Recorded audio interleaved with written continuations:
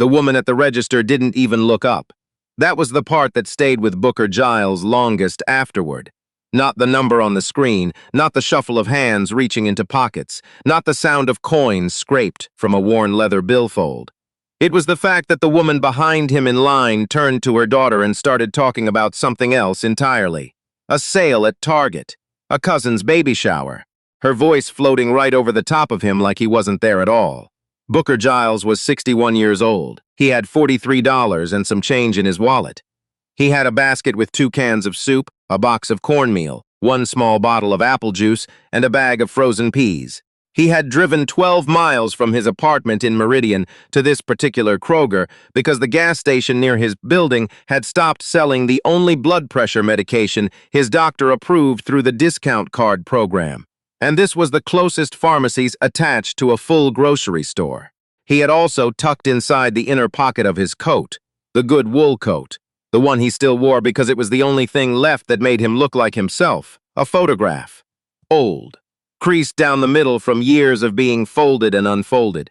2 men standing in front of a Navy destroyer, both in dress whites, one of them grinning wide enough to split his face in half. That man was Booker Giles, 26 years old, the summer before everything changed. He didn't take the photograph out in the Kroger. He never took it out in public anymore. But he knew it was there, and sometimes knowing was enough to get through a transaction. The cashier, her name tag said Tracy, swiped the last item and read the total without ceremony, $17.42. Booker Giles opened his billfold and counted out a 10, a 5, and 2 ones. He placed them on the counter the way a man does when he still has some pride left, flat and neat, no fumbling. Then he reached into the front pocket of his slacks for the coins. Tracy was already looking past him. There were 4 people in line behind Booker Giles. A young mother with a cart stacked high. A teenager with earbuds so deep in his ears the cord disappeared into his collar. A man in a postal uniform checking his phone. And standing at the very back with a handbasket looped over one arm and a look of calm patience that seemed out of place on someone so young. A man who appeared to be somewhere in his early 30s. His name was Delano Cruz. Delano Cruz had been in the Army for 9 years. 3 tours, 2 of them in places that still showed up in his sleep if he let himself get too tired. He was out now, 18 months, working as a site supervisor at a logistics warehouse on the east side of town. He was still figuring out how to walk through grocery stores without scanning the exits. He was still figuring out a lot of things. But he was patient. That part the Army had actually given him and not taken back. He noticed Booker Giles the way he noticed most things, quietly, without making it obvious. He noticed the coat first. Good coat. Old good coat, the kind of quality you didn't find anymore, but worn at the elbows in a particular way that meant it was the only coat. He noticed the way the man counted those bills with his thumb, not splaying the wallet open, keeping it close to his chest. He noticed that the man's hands were steady, not shaking. That was something. Whatever this was, it wasn't fear. It was arithmetic. Booker Giles got to $12.70 in coins and paused. He did the subtraction in his head. He had done it already twice before he got in line. He was $4.72 short of the total. He stood there for a moment with his hand over the coins on the counter, and something moved through his face that was not embarrassment exactly. Booker Giles had lived through things that made embarrassment seem like a very small room, but it was something in that neighborhood. A door closing quietly. "Can you take off the peas?" he said. Tracy looked at the belt. The frozen peas were already bagged. "I'd have to call someone to take off the soup," Booker Giles said. "The cans, take those off." Tracy started pressing buttons. That was when Delano Cruz set his basket down on the floor behind the woman with the cart, stepped around the teenager without touching him, walked past the man in the postal uniform who didn't look up, and moved to stand beside Booker Giles at the counter. He didn't announce himself. He didn't make a speech. He reached into his back pocket, pulled out his wallet, and placed a $5 bill on the counter next to Booker Giles's coins. "Keep the soup," Delano Cruz said, not to Tracy, not exactly to Booker Giles, just to the air between them, "and put the peas back." Booker Giles turned and looked at him. He was a full head shorter than Delano Cruz, older, carrying something behind his eyes that took years to accumulate. He looked at the $5 bill. Then he looked at Delano Cruz's face for a long moment, the way old men look at young men when they are trying to determine what kind of young man this is. I I know, Delano Cruz said. I'm not doing it because you need it. I'm doing it because my grandmother used to say the most expensive thing a person can buy is their pride back, once they've sold it. So let's not let it get that far.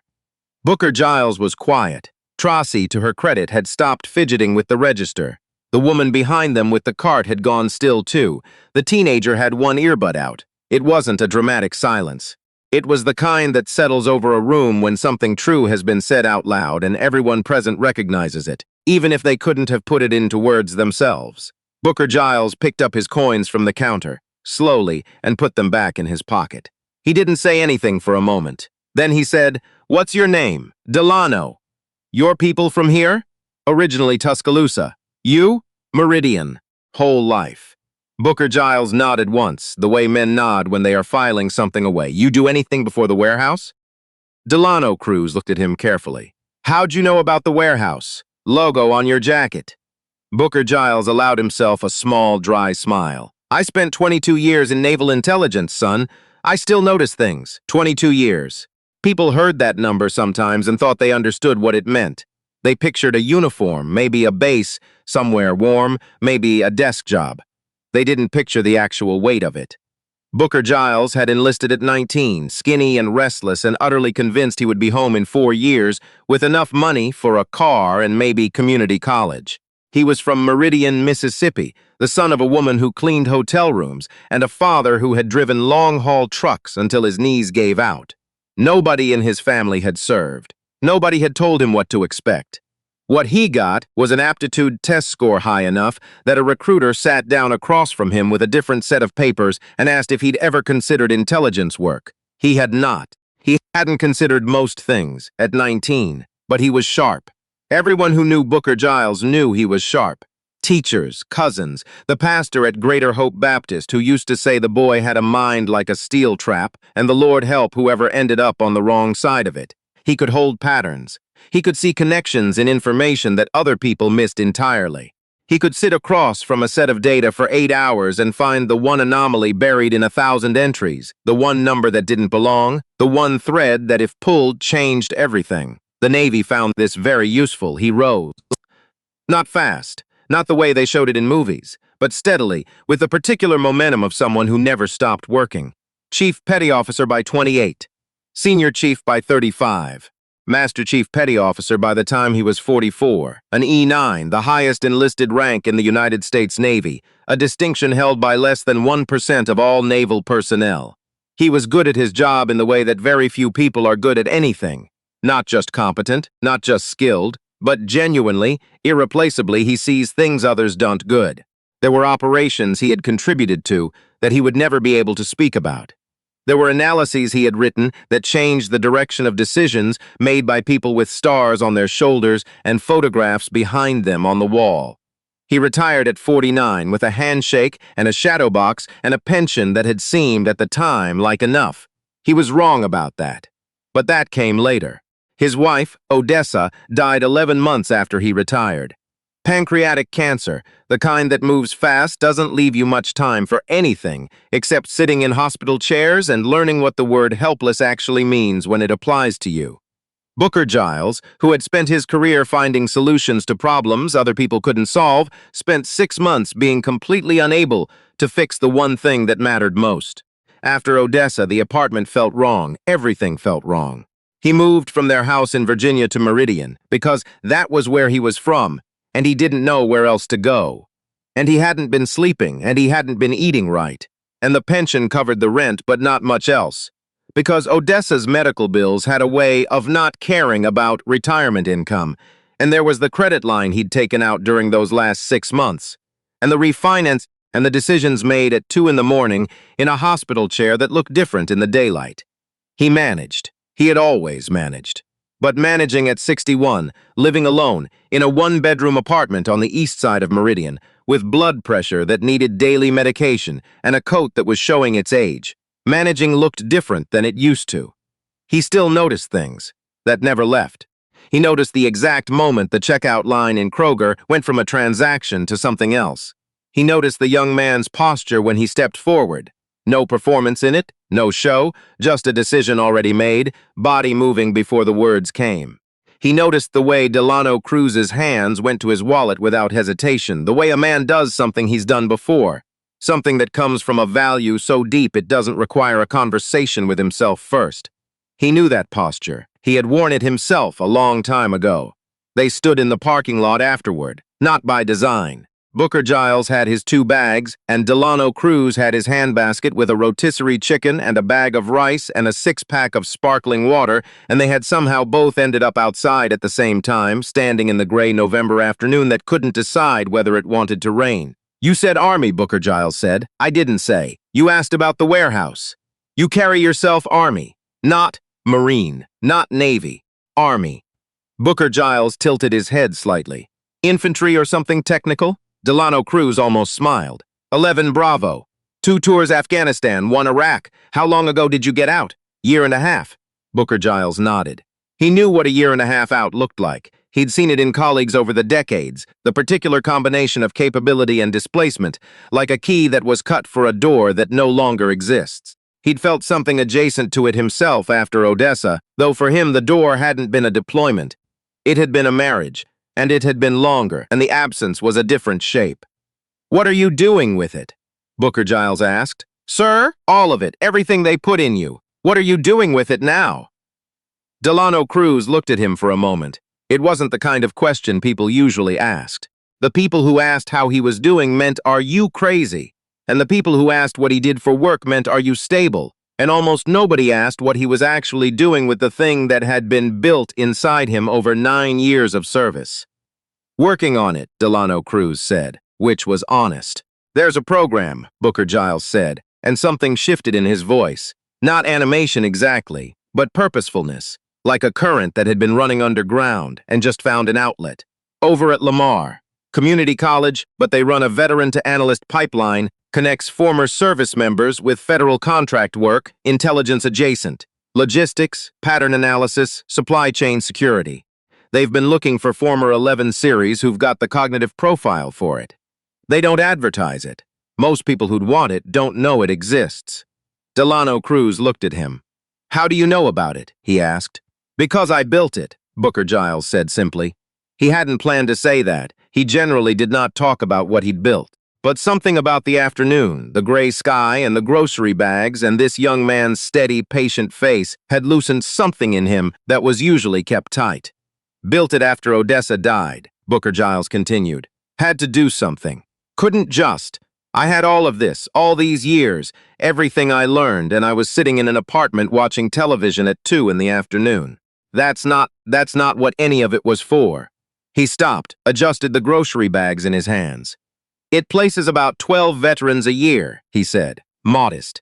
"But 12 people in positions where they can actually use what they know. Some of them were heading in a bad direction. Most of them just needed someone to tell them the door was there."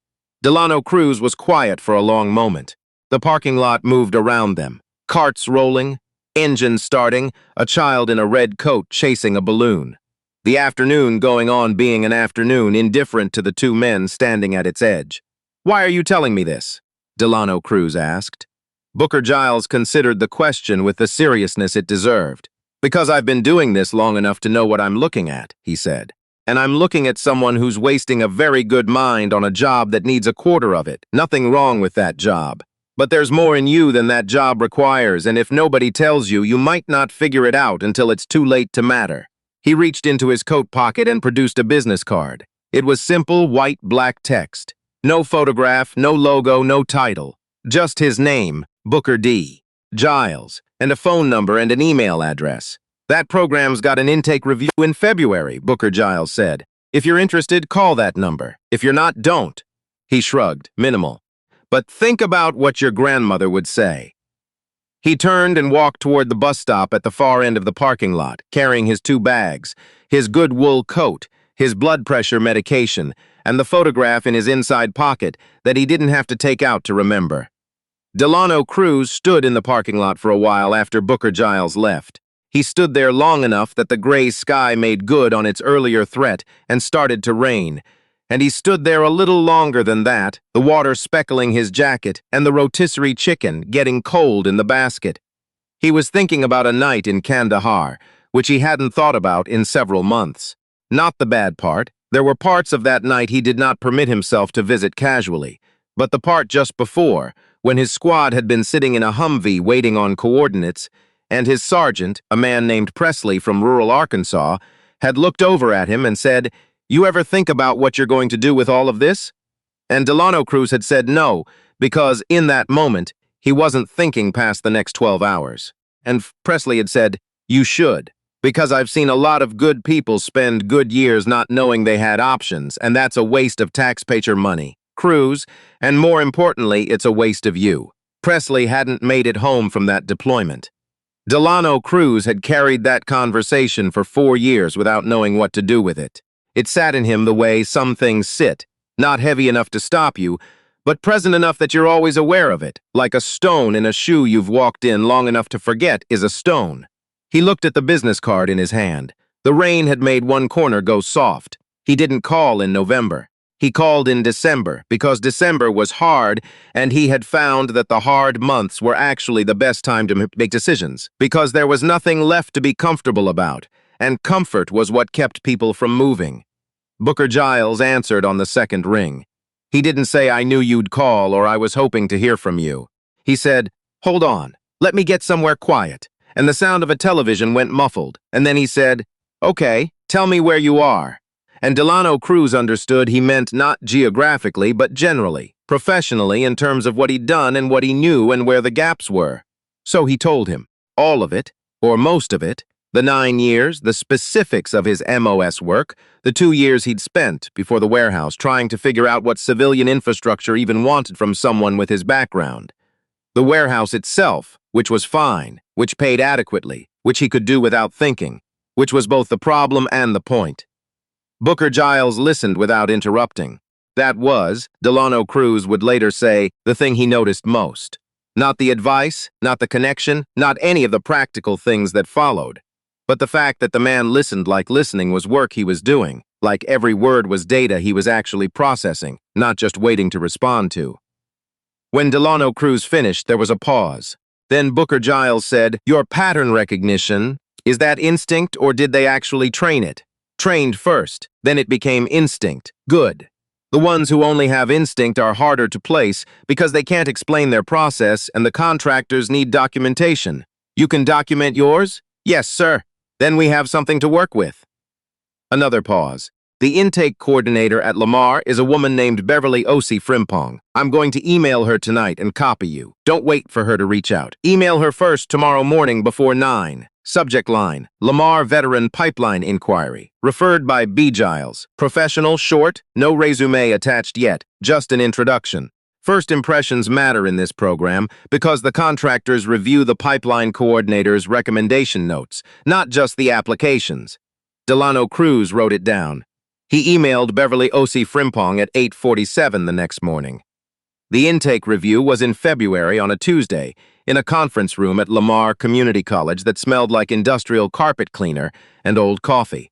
There were 6 veterans in the room. Delano Cruz was the youngest by about 7 years and the only one who had been infantry.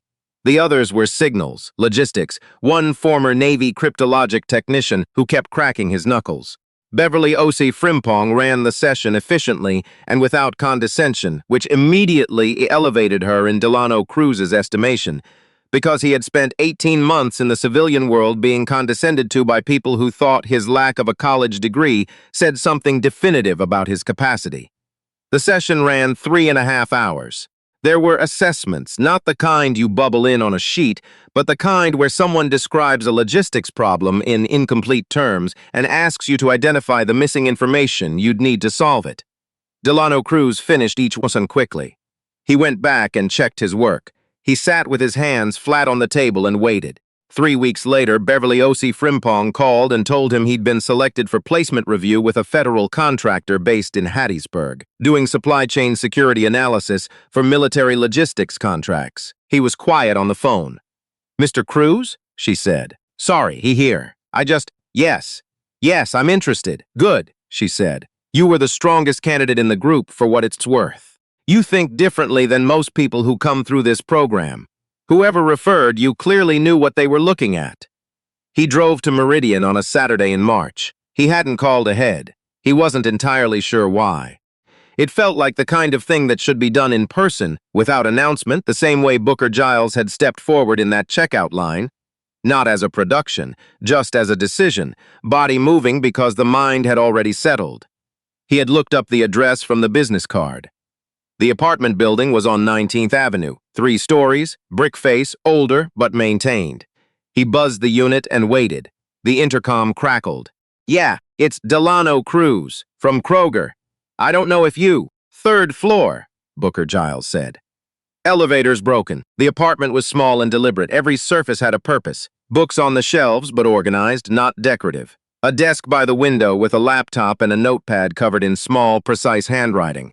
A coffee maker that appeared to be the most frequently used appliance in the room. On the wall, above the desk, a framed photograph. 2 men in dress whites, one of them grinning. The same photograph Booker Giles carried in his coat, but larger here, in its proper place. Booker Giles stood in the kitchen doorway in a flannel shirt and reading glasses pushed up on his forehead, and he looked at Delano Cruz with an expression that was not surprise and not triumph, something quieter, like a man watching something he had started a long time ago finally arrive at where he'd aimed it. "I got the placement," Delano Cruz said. Booker Giles nodded. "Hattiesburg," Delano Cruz said. "Supply chain security. Starts April 15th. Booker Giles turned back to the kitchen. "You want coffee?" "Yes." He made 2 cups. He did not make a speech. He did not tell Delano Cruz that he'd known it all along, or that this was what it was all for, or reach for any of the phrases that the moment might have invited. He handed over the coffee, and they stood in the small kitchen of the apartment on 19th Avenue and drank it while the March morning came in through the window in long, thin slats. After a while, Delano Cruz said, "The woman in the checkout line, the one who kept talking about Target." Booker Giles glanced at him. "I see that a lot," Delano Cruz said. "People looking right past someone and just talking, like the other person isn't in the room." He paused. "I don't want to be that." Booker Giles was quiet for a moment, then he said, "You're not. That's why you're standing in my kitchen." Delano Cruz looked at his coffee. Outside, a garbage truck groaned past on 19th Avenue. Somewhere below, a door closed. The apartment building went about its morning, the way places do when something important has just happened quietly inside them and the world has no way of knowing. Before he left, Delano Cruz stood in the doorway and looked back at the framed photograph above the desk. "Who's the other man?" he asked.